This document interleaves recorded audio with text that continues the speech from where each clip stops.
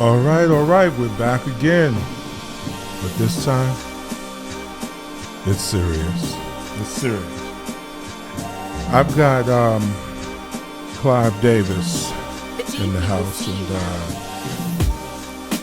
it's the real Clive Davis. Not Arista, not Babyface and Whitney Houston Clive. No, this is the real Clive Davis. And his background is quite amazing when we get into it, and you'll see exactly what I'm talking about.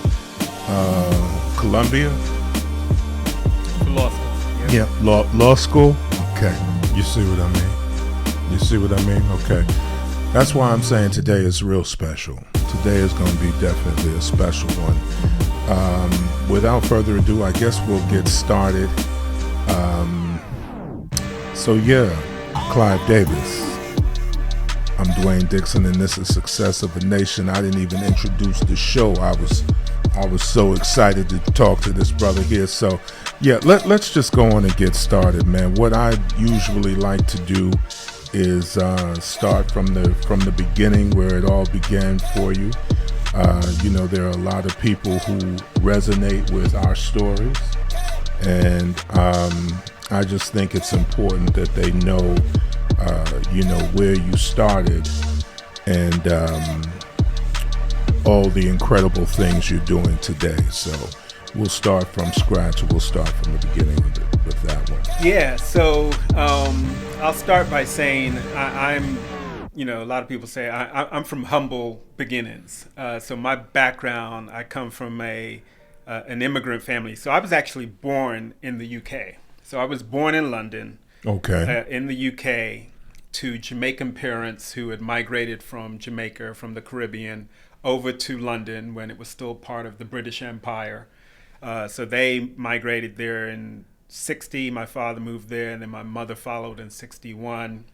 And so that's how I ended up being born in London. Okay. And then eventually we relocated to the U.S. in 1984. My mother had relocated or moved to the U.S. in 1978. So I was raised by my father from 78 to 84 before we reunited with my mother, who had been in the U.S.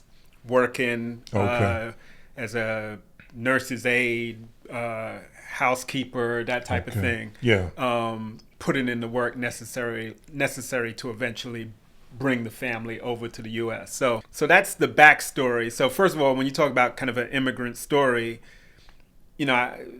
anyone who picks up and leaves their country and goes to another country where they have no familiarity, they leave a tropical island to go to a place that is cold, damp, cold temperature-wise, and also cold and hostile towards black people at the time. We're talking about 1960 in London, in the UK, where they're saying, so-and-so go back home, or go back to Africa, or go back to your country. Same old. So they encountered all of that, all in pursuit of trying to lay the foundation for a better life for their children than they had.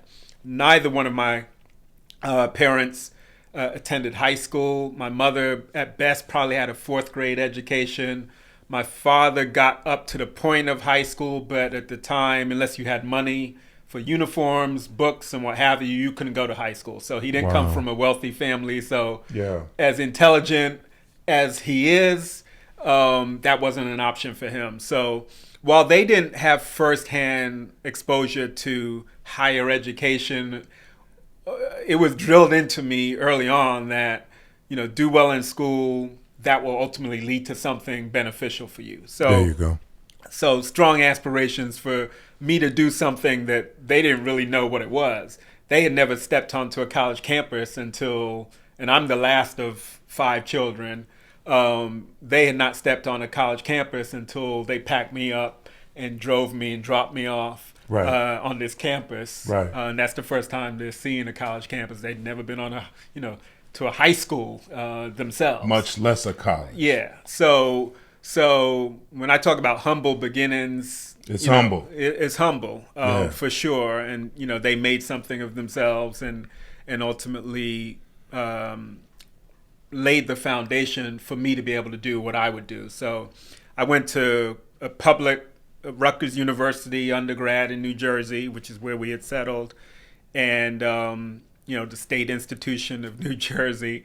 And so, I didn't immediately parachute into Ivy League academia. Okay. I did well at Rutgers. Rutgers ain't no slouch either, though. Yeah, absolutely. And it's a lot more difficult to get into and to do well at today than it was when I was there. And my oldest child just graduated from there in 21, and she did phenomenally well, and congratulations! Was just awarded as a Marshall, the Marshall Scholarship, which there's only 40 U.S. Postgrads who receive that in a given year. So she'll be most likely at the London School of Economics and in Oxford.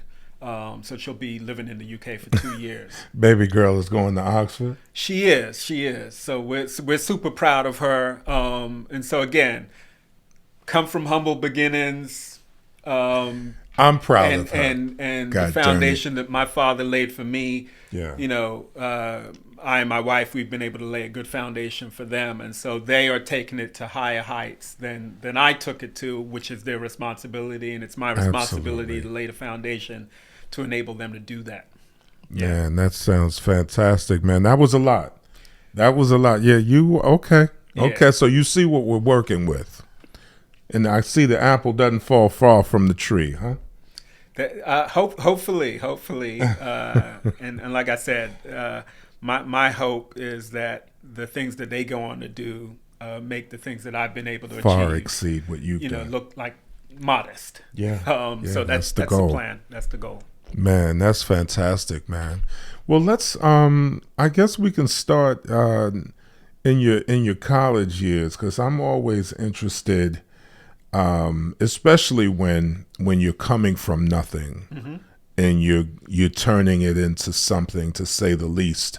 Something I think is an understatement. But we've got Rutgers, then we've got Columbia Law.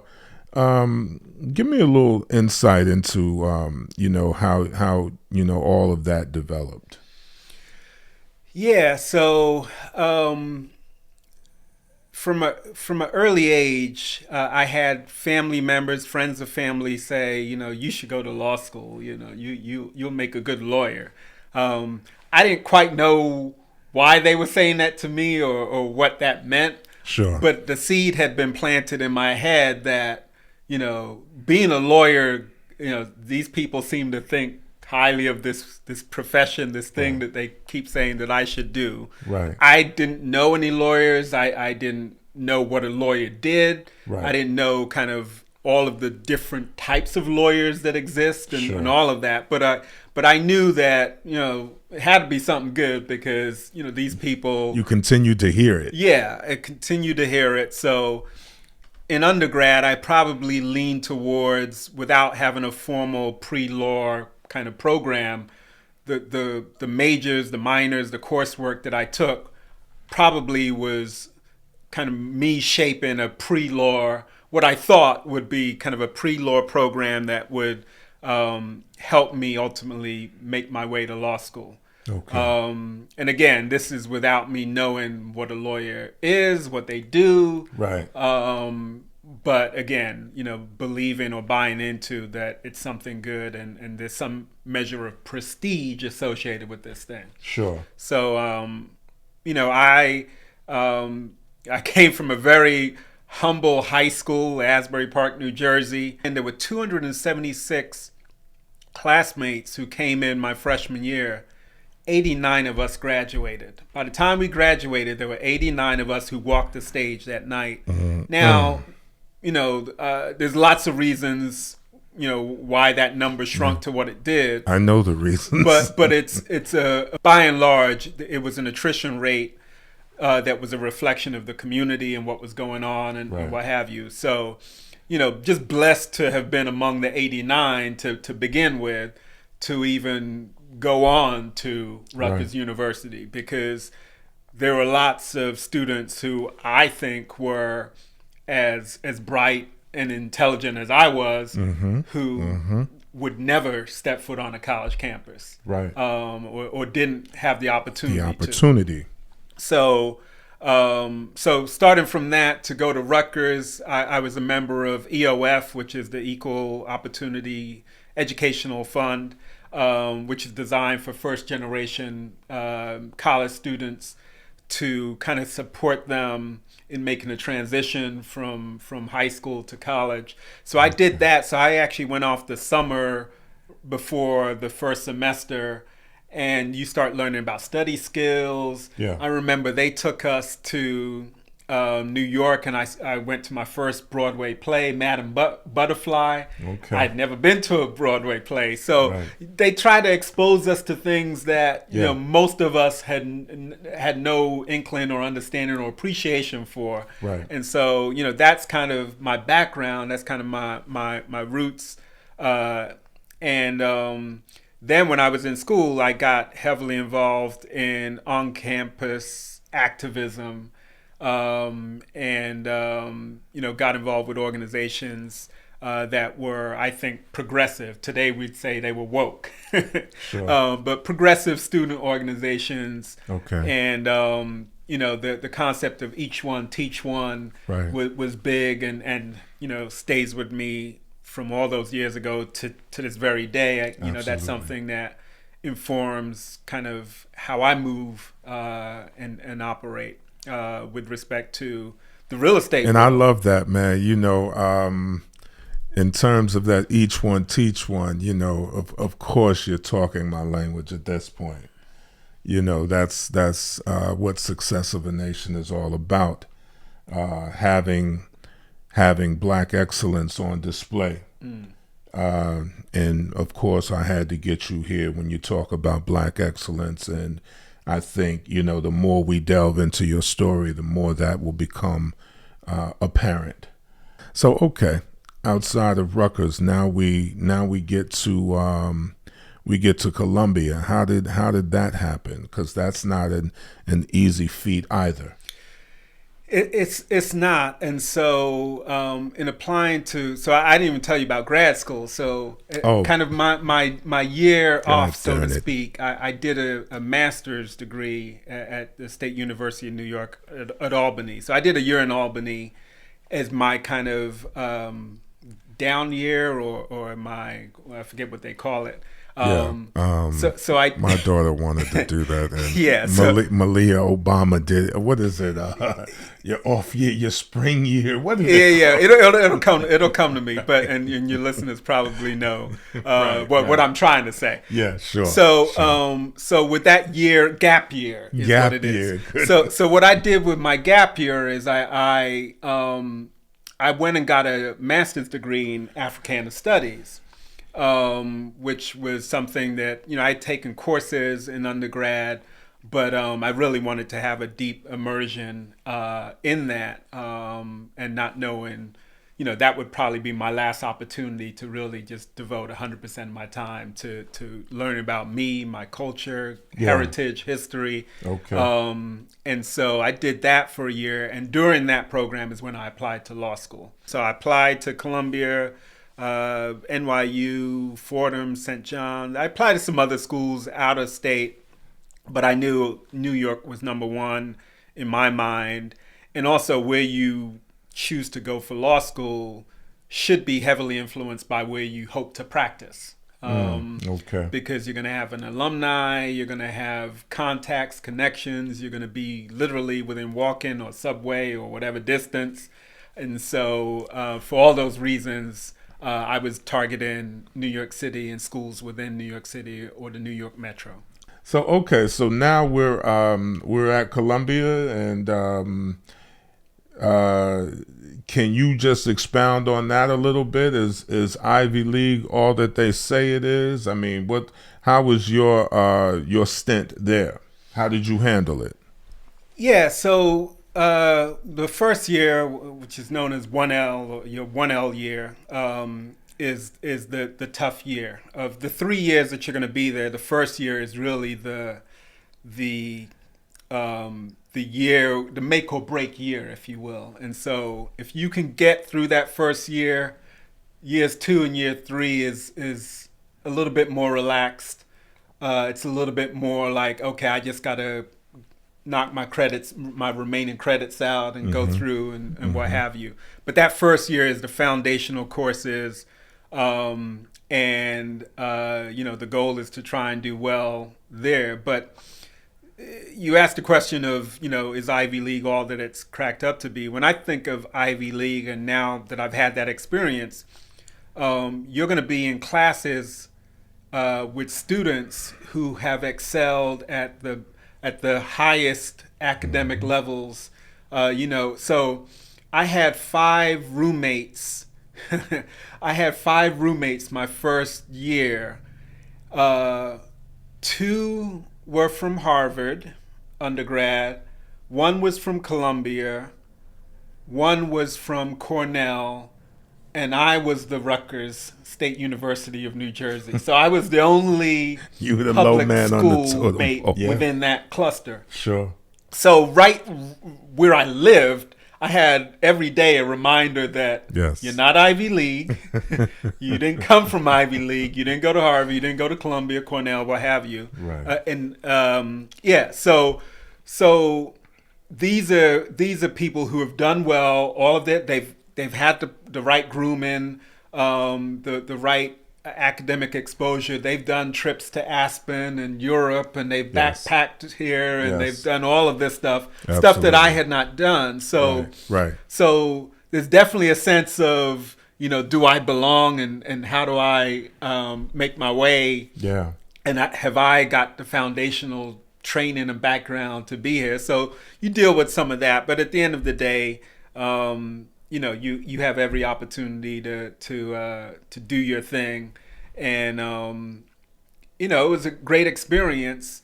But from classmates to professors, you've got some of the leading professors, again, globally known in their respective fields and what have you. I tell people that regardless of what law school you go to, the foundational courses from that 1L year are the same in every institution. You're going to take a certain core set of classes, and the coursework is going to be the same. What makes it different is who's teaching it. Yeah. And some of the world-renowned authors and people that you see almost regularly on TV because they're always sought after for interviews and things of that nature. Absolutely. So, and then again, you're tied into an alumni network of people who've gone on to be Supreme Court justices and clerks for Supreme Court justices and general counsels at some of the leading Largest Fortune 500 companies in the companies. So you have all of that. So Clive, a question I have for you is, do you think, having gone through this, do you think Columbia afforded you more opportunities? Do you think you saw more than the average law student at another school, perhaps? So let's get that inside track. Yeah, so without question, having attended Columbia definitely opened doors to me that likely would not have been opened or opened so easily had I not gone to Columbia. So I mentioned a number of times kind of the strength and the breadth of the alumni network. Yeah. So when you go to a place like Columbia, you're talking about people who have graduated and gone on to hold positions in the highest levels in whatever their industry is, whether that's in banking, whether that's in entertainment, whatever it is, you'll find Columbia law grads at the highest levels of those arenas. And so it definitely opens up doors in terms of you are now a part of that alumni network. And so I just attended, earlier this year, I attended my 25th law school reunion. So I had not been to any reunions and what have you, but that was an opportunity for the first time. My daughter was living in New York, in Harlem, as a matter of fact. So I'm like, she's right down the street. I might as well kill 2 birds with 1 stone, visit her in New York for the first time, and then I'll attend my alumni reunion. That must have been crazy. Yeah, so I'm meeting judges. I'm meeting, all people who are, executive vice presidents at this investment bank, and Right. and it's normal. It's not a big deal to anyone in attendance because everyone has gone on to have some measure of success, and probably you're not going to show up at the reunion if you don't feel like you did something. Right. You probably wouldn't have even had the opportunities to interview at some of the places that you've gone had you not been at Columbia. Is that safe to say? Absolutely. Take your top 10 firms in New York City, at least at the time. They would do on-campus interviews at a select number of universities or law schools. Columbia is on that list. Okay. Pretty much all of the Ivy League schools are going to be on that list. And so it's not to some extent, it's not a meritocracy because it's, did you attend one of these schools or did you not? Right. And you may not have attended one of those schools and be, valedictorian of your class. Brilliant, but you're not getting this interview. But you're not getting this on-campus interview, which is the primary avenue to you becoming a summer associate or intern.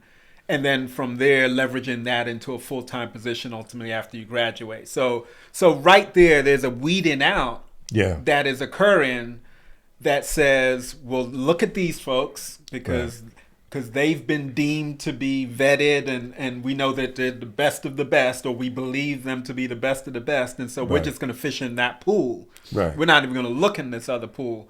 So from a diversity standpoint, if you're outside of that cluster of schools, you're not even going to have an opportunity to compete. So it's not a level playing field. Wow. That's just the reality of the situation.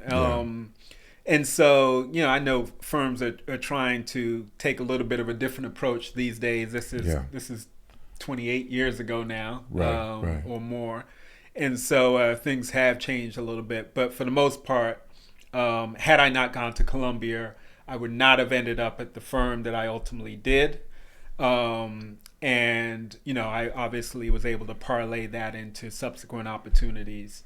And I mentioned to you, in certain settings, I can gain, whether it's right or wrong, it's a privilege that I'm a beneficiary of, along with anyone else who's gone there. In certain circles or settings, I can say, I went to Columbia Law School, and that means something to some people, and that's going to open up certain doors that, I might be dismissed otherwise. Yeah, absolutely. And so, that's just the reality. Man, that's incredible, man. I just wanted the audience to get some insight on how this whole Ivy League thing works. I think that's important, particularly for those of us who don't have the opportunity to do that. So I thought that was important, so I appreciate that. And you know what? Believe it or not, this is a podcast about real estate, commercial real estate. And I promise I'm going to get there, but he's got such a varied background. I had to do it. So let's go into the company that you do you think the company that you initially went into, or do you want to go to Pfizer? I'll let you at least make that call. So I did 4 years ultimately at the Wall Street law firm that I mentioned. And then I left to become in-house counsel at Pfizer, which coincidentally was maybe 2 blocks away, 42nd Street in New York. So, and this is right after 9/11 in New York City. So a very, rough time. So I joined their in-house legal team. They have probably, at the time, they had 300 lawyers around the globe. So, I was a junior lawyer for them and worked more as a generalist as opposed to some of the more specific fields like trademarks and intellectual property and what have you. So I was a business support lawyer supporting the different brand teams, whether it was Lipitor or Zyrtec or some of the others. Mm-hmm. And so, that just afforded me the opportunity to get more of a generalist exposure to the industry, which was new to me at the time. So I got broad-based exposure to a lot of different areas within the company. Okay. And then, ultimately they offered me the opportunity, actually twice, to relocate to Atlanta to take the role supporting the sales leadership team for the Southeast. Their Southeast business was headquartered in Atlanta. Okay. So I was the sole lawyer in the building.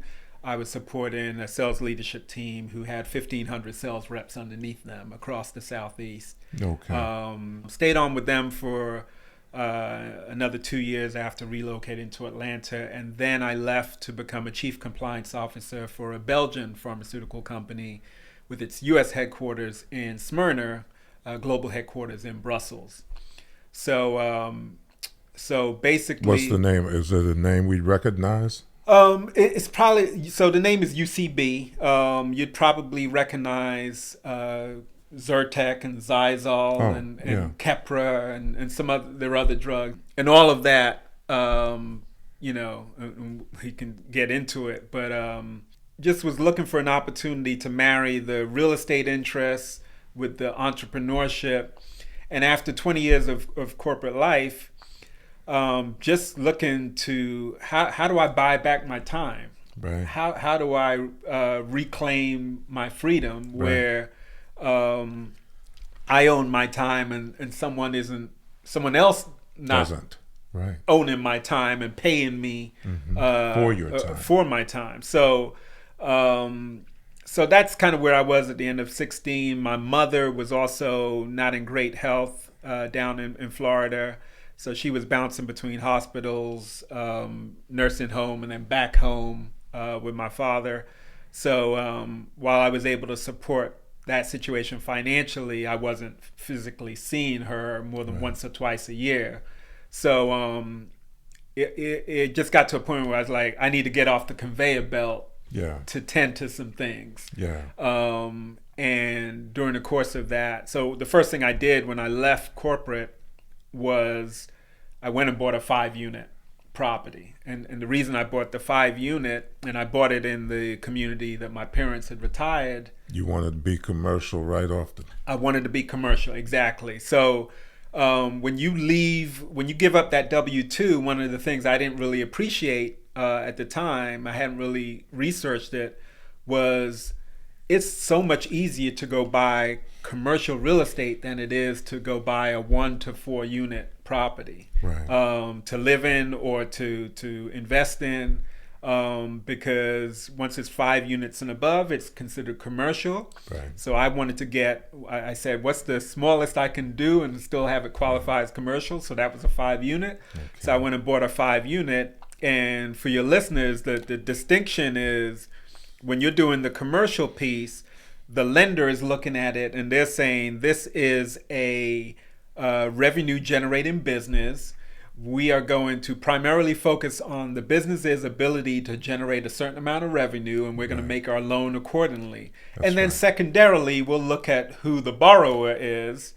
And hopefully you don't have a bankruptcy. You have a decent credit score. But outside of that, to this day, they never asked me, what do you do for a living? What's your income? That's right. I just needed to show up at closing with the requisite amount of closing costs and miscellaneous and what have you. So I joke and tell people that it's easier for me to go buy a $30 or $40 million property than it is to even refinance my personal residence or to invest in a duplex or tri or fourplex.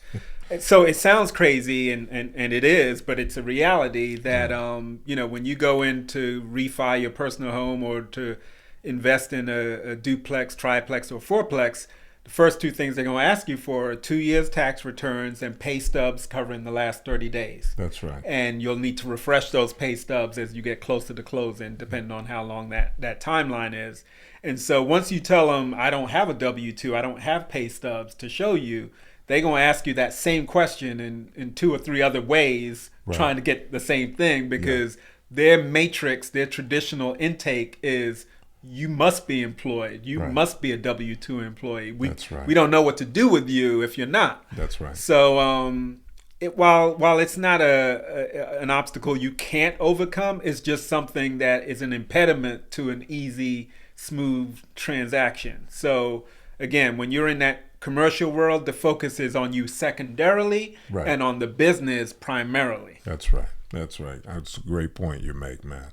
So you have the 5 unit in Florida. Yep. This is your entry. This is how you sort of get your feet wet. Yep. After that, what takes place at that point? Where do you go from there? Now we're getting to the real estate portion. Yeah. So so when I left corporate life, much of 2017 and the first half of 2018, I had moved both of my legacy 401k retirement plans into a self-directed IRA. At some point, I learned what self-directed IRAs were. All of my 20 years in corporate life, I had never heard of a self-directed IRA. I went to some real estate conference, and someone had 20 minutes on stage, and they pitched, their self-directed IRA company and what self-directed IRAs could do and how you could move and unlock your retirement funds that are in these traditional 60% here, 30% here, 10% here, kind of pick one of these 12 baskets and you're limited to that, to a whole new world where you can invest your retirement related funds into all manners of investment opportunities as you see fit. And you are directing. You have a custodian. In this case, you have a custodian who's just handling the paperwork and funding of it, but you are telling them what investments you're finding. You're responsible for finding the investments, and if you don't find investments, your money's just going to sit idle, or you're going to kind of redeploy it elsewhere. But I think probably 60 to 70% of the funds that are sitting, and this is trillions of dollars, that are sitting in self-directed IRAs or solo 401ks, 60 to 70% of it is in commercial real estate, for good reasons. And you've probably heard, and your listeners have probably heard about, 90% of millionaires are, real estate. They're investing in real estate in some form or fashion. So commercial real estate is a broad umbrella.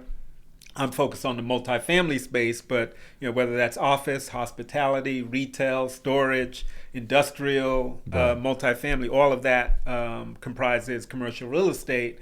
So what I started doing was I started investing in institutional quality deals with sophisticated sponsors. And I was trying to invest in the types of deals that I aspired to do a year or two down the line, because beyond kind of the return on my investment that you're looking for whenever you make an investment, I was also looking to glean some insights and some education as to, what does a capital stack look like?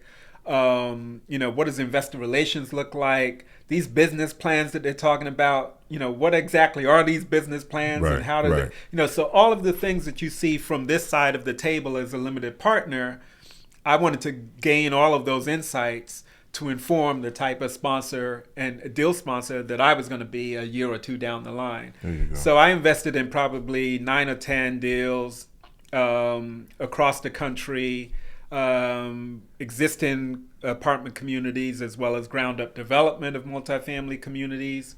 I thought the ground up thing was just more recent. No, I've invested. My first ground up development I invested in was a micro unit development in San Francisco that broke ground probably 5 years ago, and just recently came online. That's a whole nother story. But yeah, so after 5 years. After 5 years, yeah, Okay. yeah. Okay. So that and that was fast tracked by the mayor of San Francisco. Fast track. Yeah. So we suffered a number of delays and setbacks and COVID and what have you. But in any event, so that was the first one. And these are all passive investments that I'm talking about, where I'm basically investing my dollars with a third party who it's their deal, and you kind of either you buy into it or you don't. Right. Okay. Wow. So that's a lot, man. And I didn't know you had actually done that many deals. Yeah. You just said like 9? Yeah. So again, these are even though you're passively investing in them, Yeah. I get that, but Yeah. still, I didn't. Okay. Yeah. So I did those before I did my first big deal. Yeah. So I started so I left out the piece about kind of a mentoring program, because that's important, because I wanted to figure out, how do I position myself to do deals of this level and this scale. And so I ended up joining a multifamily apartment investing mentoring program at the end of 2018. So this is pretty much 2 years after having left corporate. And who are you with, by the way? Is that Michael Blanc, or who's So it's interesting. program did you join? So I ended up joining with Brad Sumrock and his program. But the story, you mentioned Michael. So I actually, in November of 2018, I flew to DC, and I spent time with Michael in Reston, Virginia, at his Deal Maker Live event. And I want to say that was his first year that he did it. If it wasn't his first year, it was the second year. Okay. And I reconnected with him this summer, and we talked about it. And I told him, I was at your Deal Maker Live event in 2018. He was like, he called his wife over, and he's like, yeah, he's one of the first guys, or first cluster or whatever. Yeah. So I spent a weekend with him, kind of doing my due diligence on his program. I then flew the following weekend to Dallas and spent a weekend at Brad's Rat Race to Retirement event. Yeah.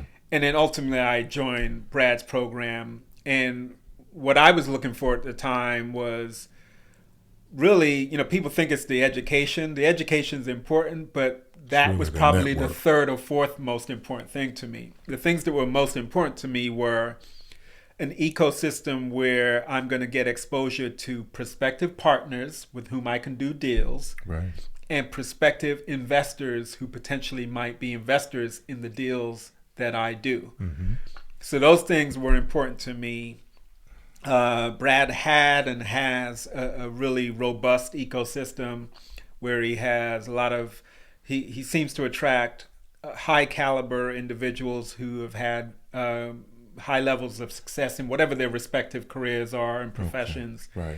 And, either they're looking to transition into real estate, or they just simply recognize the benefits of real estate. They want to continue doing what they're doing, but they also want to deploy disposable funds into the real estate world. So Michael's program is his ecosystem is much more robust today than it was 4 years ago. Right.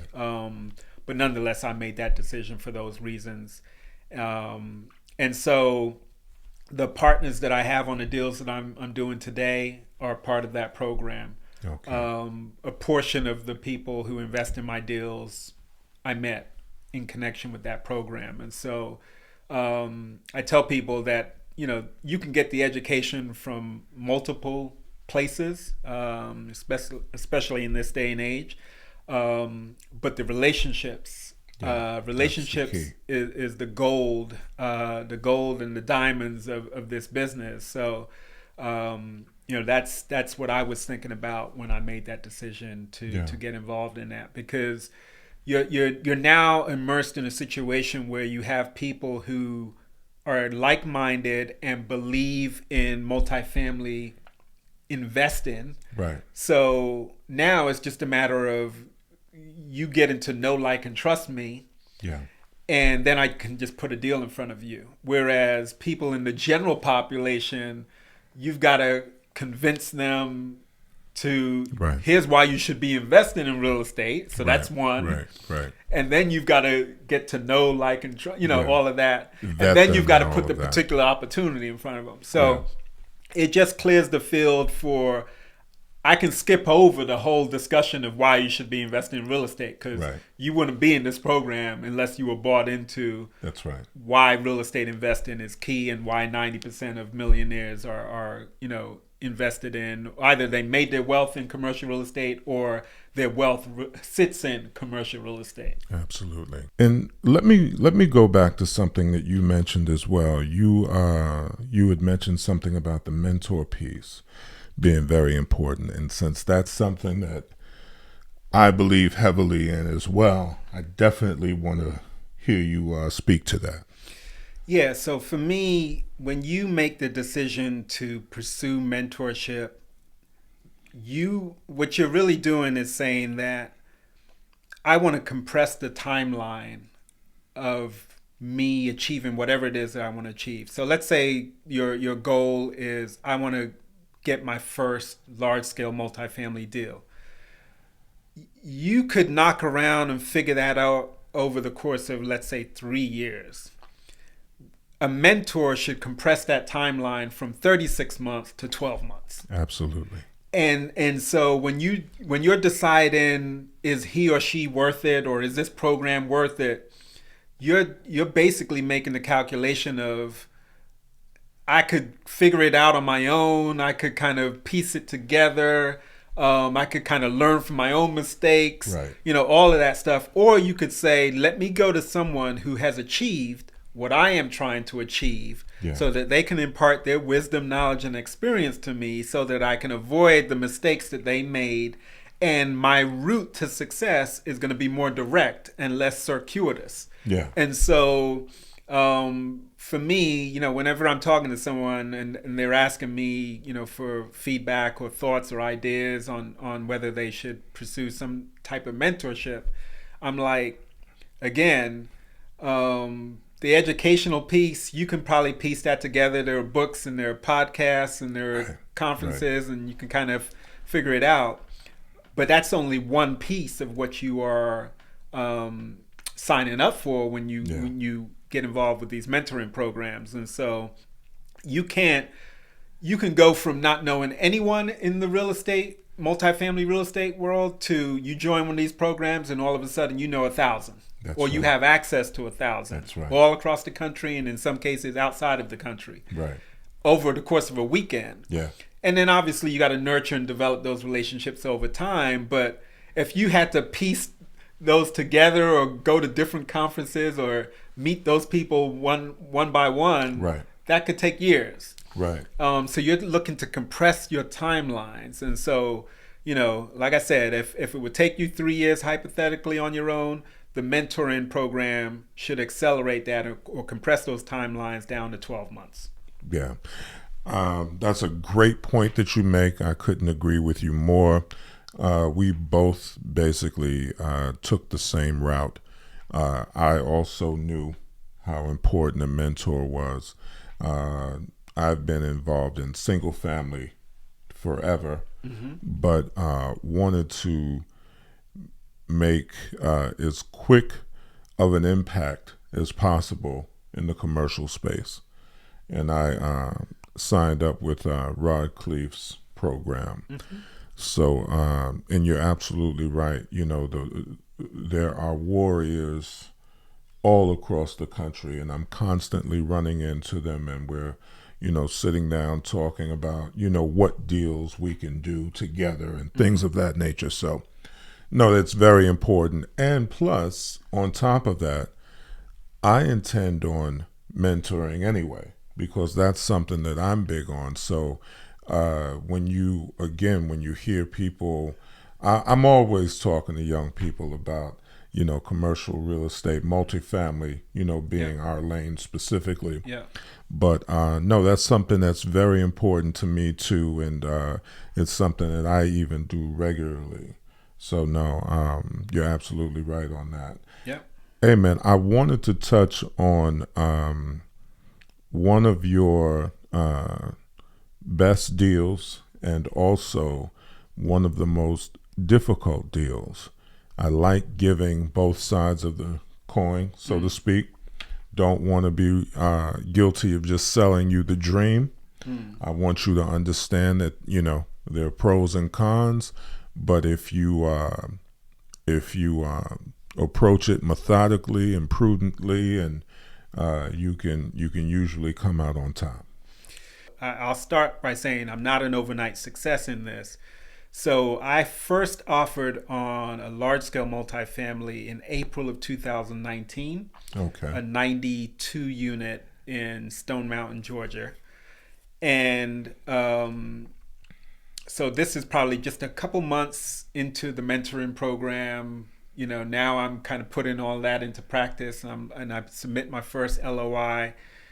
We did not get that property. We were the runners up on that property. Another party got that property. And I said, okay, that was the first one. Fast forward a month or two, I'll land one, a month or two from now. Mm-hmm. So fast forward to 2021, the summer of 2021. So we're in the middle of COVID. We're still in COVID during this time. We get awarded the first deal. So 244 unit in Morrow, Georgia, that we acquired for just under $30 million. We raised $8.25 million in equity, and we ended up closing on that deal in November of 21. So that was my first deal after having been knocking on the door for the better part of 2 years. Where I'm the sponsor. There we go. I underwrote that deal. I made the offer. I had the relationship with the broker and on all of that, and then brought in partners to get the deal closed. That took me, again, from that first LOI being submitted to that deal being awarded. It was better part of 2 years. Given, albeit, a portion of that timeline was COVID, kind of slow inventory deal. Yeah. Was that a value add deal? Definitely a value add deal. 1970s vintage, C-class property.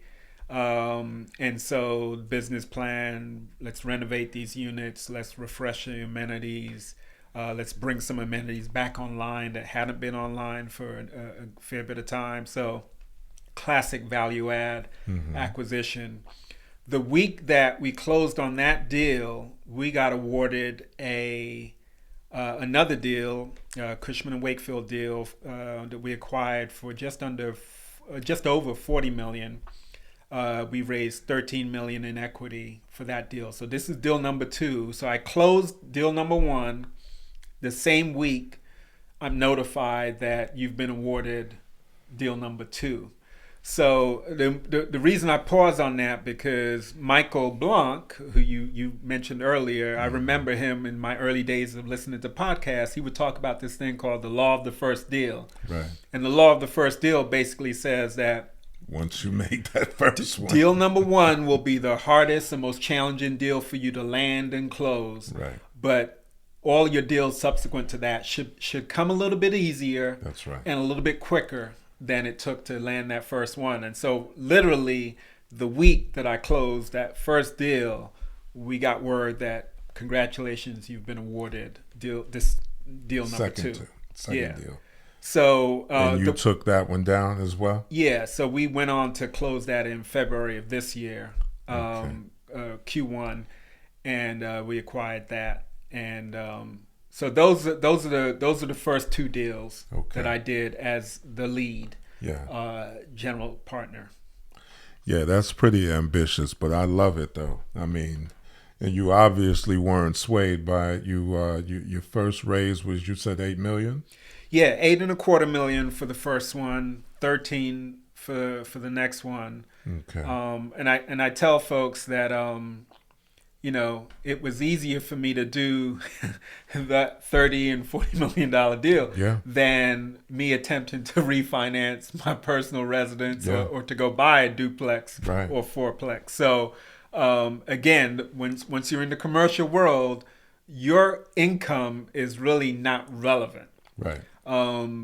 I do believe that you need to have some skin in the game, but you're not going to be approved or declined for the loan based upon what do you make each month. That's irrelevant. That's right. You're dealing at a scale where, again, you're buying a business, and the focus is on what's the revenue that this business is currently generating and likely to generate, given your business plan. Okay, good stuff, man. So I want to jump to the new situation, the ground up situation. In Chattahoochee Hills, Georgia, which is southwest of the airport, next to Serenbe, Georgia, which is a wellness community that's gained some notoriety over the last several years. It has, yeah. But adjacent to Serenbe, I and a partner acquired just over 90 acres that we have plans that are approved for us to develop a new community. The name of the community is going to be Ceres, Ceres, and it's going to be a culinary-centric community. And we're going to develop 115 homes. It'll actually be 86 homes, and then the balance of homes will be a mix of townhomes and condos, and then about 30,000 square feet of mixed-use retail. With a focus on kind of culinary dining. Restaurants. There's going to be a kind of a incubator for up and coming chefs that we will cultivate. Is this more from your?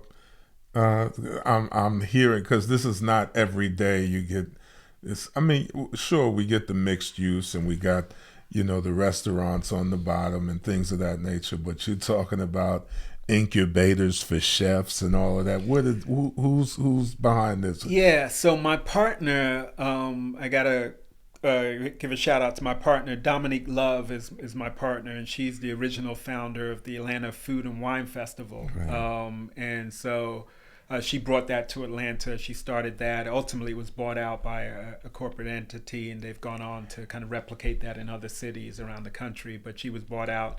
That's one of the companies that she started up. But she's a foodie, and she has a passion for culinary and food and wine. And she has a vision that I bought into. We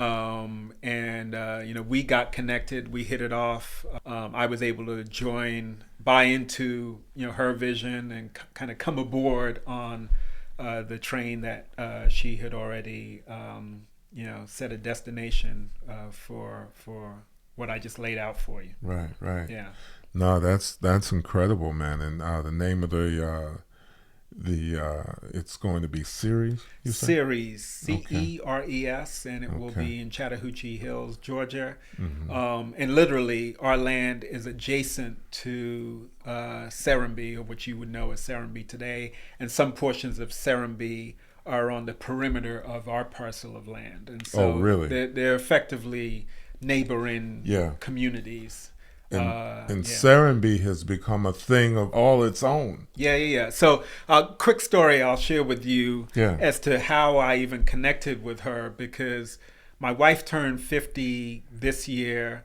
So we decided to do an in-town getaway. And so she and I went to Serenbe for 4 days, and we stayed at the Portal there, which is their little kind of, I think it's like either 10 or 12 room bed and breakfast or something like that. Yeah. Mm-hmm. And so we stayed there, and because it's this wellness community, they offer massages, pampering, yoga, hiking, what have you. So during one of the hikes, we came upon this parcel of land, and we're like, me, the real estate guy, and me, I'm saying to myself, I wonder who owns this. Right. I wonder what they're going to develop it into.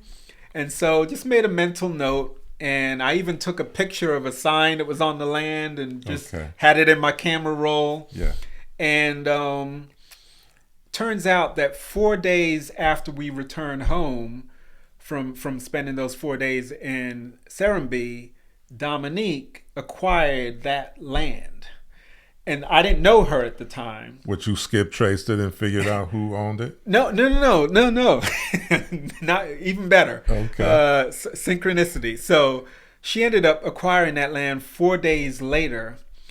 At some point, some weeks after us having spent those 4 days in Serenbe, a mutual friend of ours said, "Hey, Clive, I got this person that you should Meet. She's a phenomenal powerhouse of a woman. Her name's Dominique Love. You should meet her. And the same friend said to Dominique, "Hey Dominique, I got this friend that you should meet. His name's Clive Davis. He's into multifamily.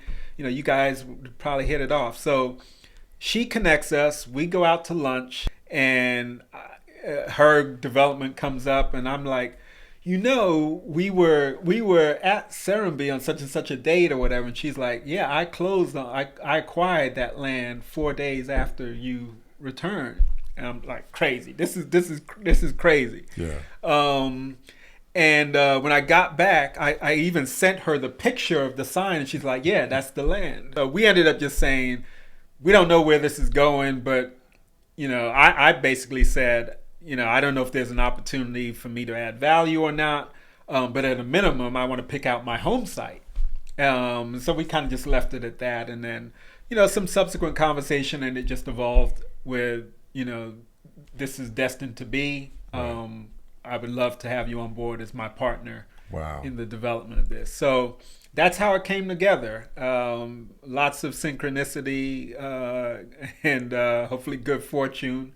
And so that's really my lead development project that I'm involved in. It will be done over multiple phases, over multiple years. So probably 4 to 5 years before all phases are completed. Right. There's also going to be a 50 key inn on the land, but we are not developing the inn. Okay. The seller retained the rights to develop the inn, Okay. but it will be done kind of in unison with the whole kind of master plan. Man, that is beautiful, man. Yeah. 96 acres, you said? Just about 94 plus or minus. 94? Yeah. Okay.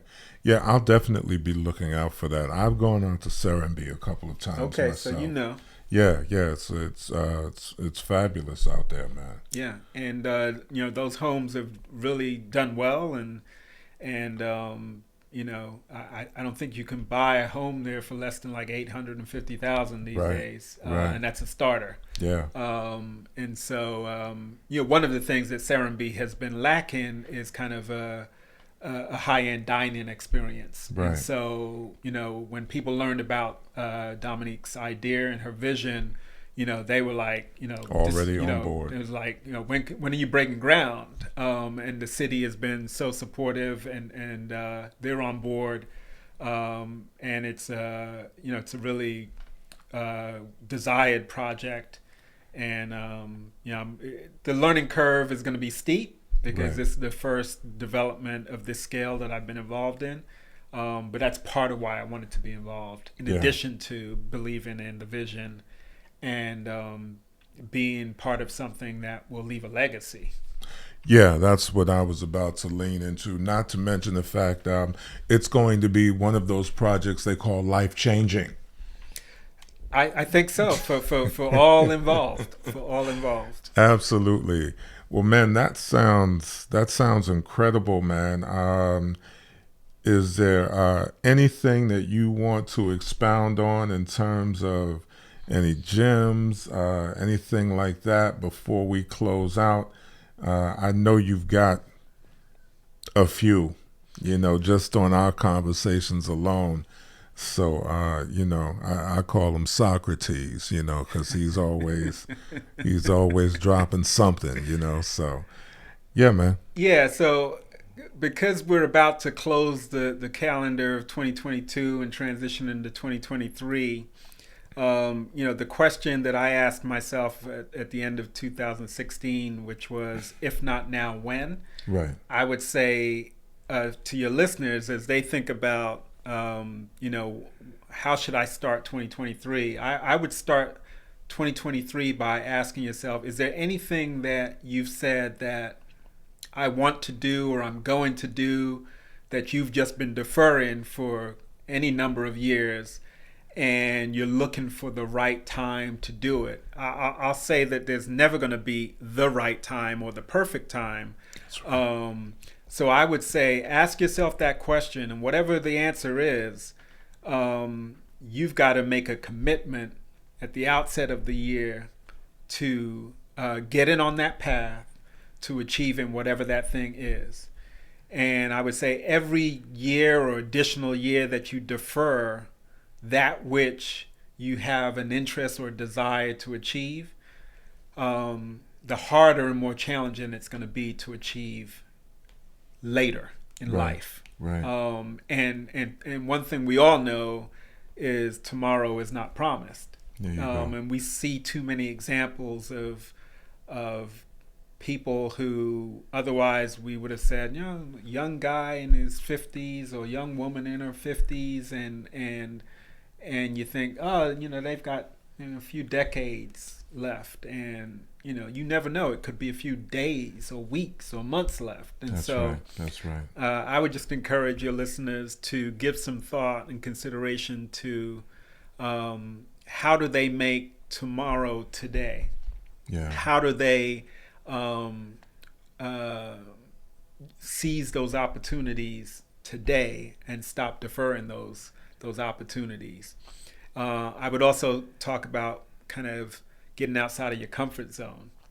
I have a quote that says, if you stay in your comfort zone, you will stay in your comfort zone.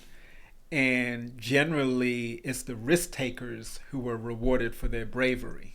Right. Because they ventured outside of their comfort zone. That's right. Had they not ventured outside of their comfort zone, they would never have achieved the things that they ultimately went on to achieve. And so whether you achieve it or not, I can guarantee you will not achieve it if you do not leave your comfort zone. There you go. So those are some, hopefully, words of wisdom that I would impart. Hey, well, that's why you're here, man. You and I are singing the same song. One of the things I always stress is mindset, and that's basically what you're speaking to at the end of the day. Yeah.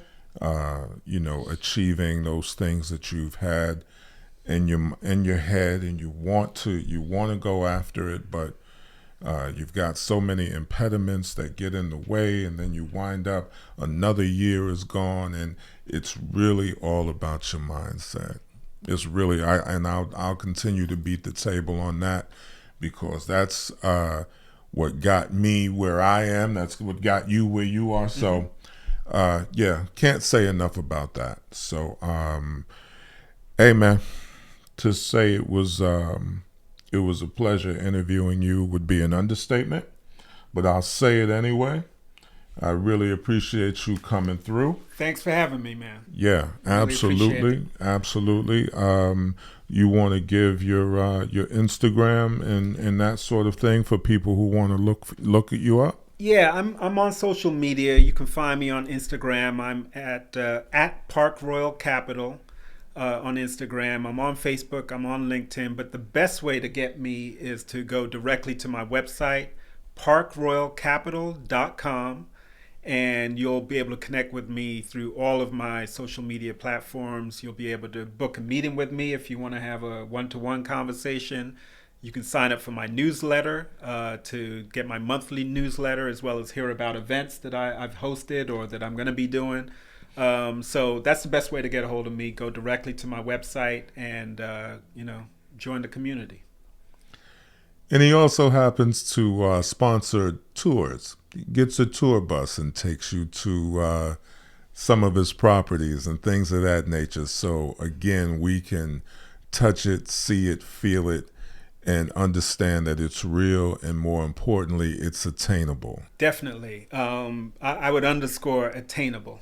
And once you get exposure to people who are in this world, you'll appreciate that it's not something that, you've got to be superhuman or come from a certain background to be able to achieve. It's attainable. It's just a matter of know-how and proximity. And that's within reach. There we go. I couldn't have said it better. On that note, this is Success of a Nation. My name is Dwayne Dixon. This is none other than Clive Davis. And we'll see you the next time. Take care. I know.